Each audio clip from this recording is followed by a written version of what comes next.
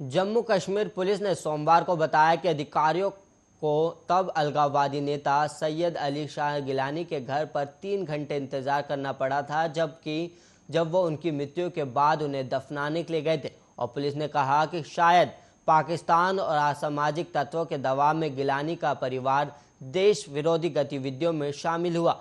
Jammu Kashmir police ने कथित तौर पर सीमा पार से फैलाई जा रही अफवाहों का खंडन करते हुए अपने ट्विटर हैंडल के माध्यम से 4 वीडियो भी जारी किए। जम्मू कश्मीर पुलिस ने गिलानी के शव को पाकिस्तानी झंडे में लपेटने और उनके घर पर कथित तौर पर देश विरोधी नारे लगाने को लेकर कड़े गैरकानूनी गतिविधियां रोकथाम कानून के तहत मामला दर्ज किया है। और पुलिस ने उस वीडियो का संज्ञान भी लिया था जिसमें गिलानी का शव पाकिस्तानी झंडे में लिपटा दिखा था। हालांकि जैसे ही पुलिस शव को अपने कब्जे में लेने के लिए आगे बढ़ी, दिवंगत अलगाववादी नेता के सहयोगियों ने झंडा हटा दिया और गिलानी के शव को उनके आवास के पास एक मस्जिद परिसर में स्थित कब्रिस्तान में दफनाया गया था। और कश्मीर घाटी के 10 में से 8 जिलों में सोमवार को मोबाइल इंटरनेट सेवाएं बहाल कर दी गई। और वहीं कट्टरपंथी अलगाववादी नेता सैयद अली शाह गिलानी की मौत के कुछ घंटे बाद बुधवार देर रात फोन पर कॉल और इंटरनेट सेवाएं बंद कर दी गई थी।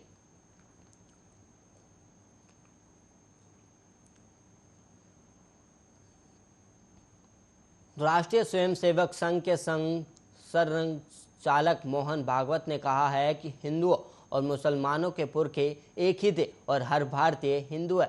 पुणे में ग्लोबल स्ट्रेटेजिक पॉलिसी फाउंडेशन द्वारा आयोजित एक कार्यक्रम में उन्होंने सोमवार को कहा कि समझदार मुस्लिम नेताओं को कट्टरपंथियों के विरुद्ध दृढ़ता से खड़ा होना जाना चाहिए। उन्होंने कहा, हिंदू शब्द मातृभूमि, पूर्वज और भारतीय संस्कृति के बराबर है और ये अन्य विचारों का सम्मान नहीं है। हमें मुस्लिम वर्चस्व के बारे में नहीं बल्कि भारतीय वर्चस्व के बारे में सोचना है। भागवत ने कहा कि भारत के सर्वांगीण विकास के लिए सभी को मिलकर काम करना चाहिए। और इस संगोष्ठी में केरल के राज्यपाल आरिफ मोहम्मद खान और कश्मीर केंद्रीय विश्वविद्यालय के चांसलर लेफ्टिनेंट जनरल सैयद अता हसनैन भी मौजूद थे। और खान ने कहा कि अधिक विविधता से समृद्ध समाज का निर्माण होता है और भारतीय संस्कृति सभी को समान समझती है। हसनैन ने कहा कि मुस्लिम बुद्धिजीवियों को भारतीय मुसलमानों को निशाना बनाने की पाकिस्तान की कोशिश को विफल करना चाहिए।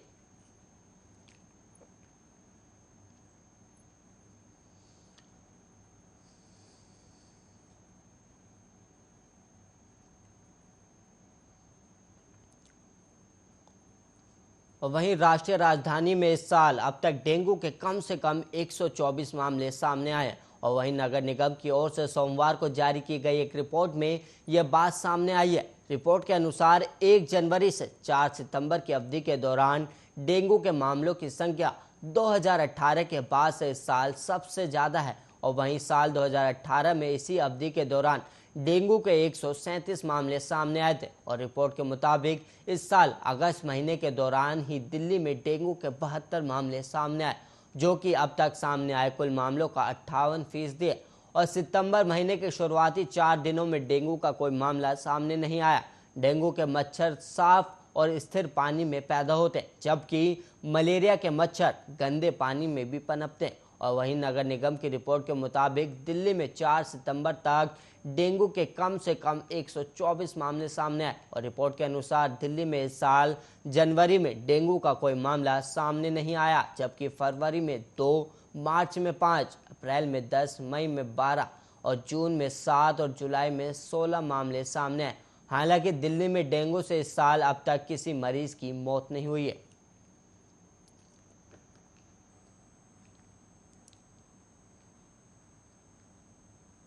देश में जानलेवा कोरोना वायरस का खतरा अभी टला नहीं है और अभी भी बड़ी संख्या में मामले दर्ज हो रहे हैं। और वहीं देश में पिछले 24 घंटे में कोरोना के 31,222 नए मामले सामने आए हैं और वहीं 290 लोगों की मौत भी हो गई। स्वास्थ्य मंत्रालय की ओर से जारी ताज़ा आंकड़ों के मुताबिक देश में पिछले 24 घंटे में 42,942 लोग ठीक हुए, जिसके बाद ठीक होने वाले लोगों की संख्या बढ़कर अब 3,22,24,937 हो गई। और वहीं अब एक्टिव केस घटकर 3,52,864 हो गए। और वहीं आंकड़ों के मुताबिक देश में कोरोना के अब तक 3,30,58,843 केस सामने आ चुके हैं, जिनमें से अब तक 4,41,042 लोगों की मौत हो चुकी है। और वहीं देश में पिछले दिन कोरोना वैक्सीन की 1,13,53,571 डोज दी गई, जिसके बाद टीकाकरण का कुल आंकड़ा 69,90,62,776 पर पहुंच गया।